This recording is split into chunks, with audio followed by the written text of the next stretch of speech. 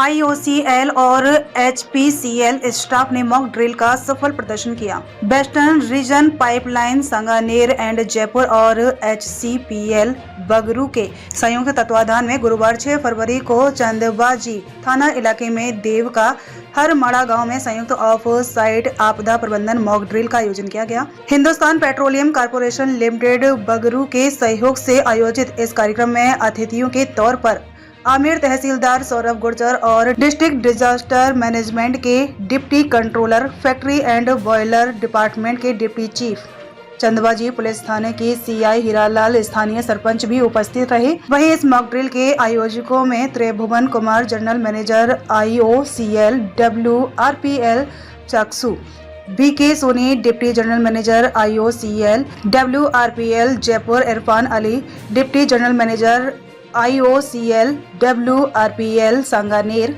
कपिल देव, मुख्य प्रचालन प्रबंधक HPCL बगरू भी उपस्थित रहे। इस आयोजन में अन्य सहयोगी के रूप में VPCL, HPCL, टोरेंट, गेल भी शामिल रहे।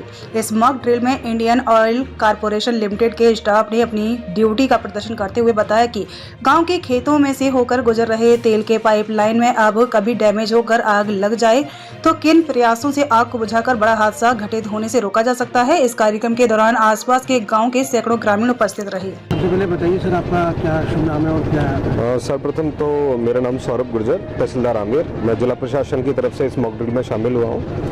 जैसा कि आप सबको पता है कि आज देव का हरमाड़ा ग्राम पंचायत में IOCL और HPCL के द्वारा संयुक्त रूप में मॉक ड्रिल का आयोजन किया गया था। इस संबंध में समस्त ग्राम स्तर के जनप्रतिनिधि सदस्य आए हुए थे। जिला प्रशासन से और पुलिस प्रशासन से भी लोग उपस्थित हुए थे।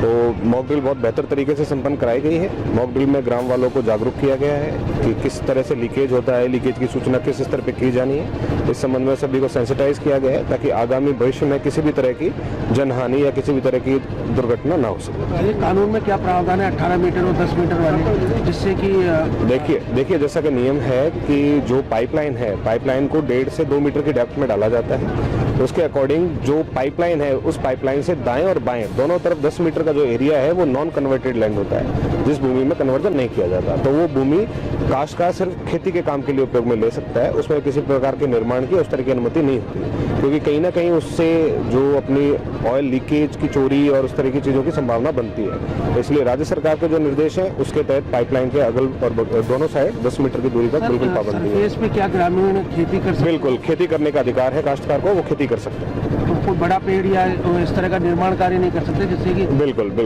निर्माण कार्य किया जाना प्रतिबंधित है पाइपलाइन के दोनों तरफ 10 मीटर के एरिया।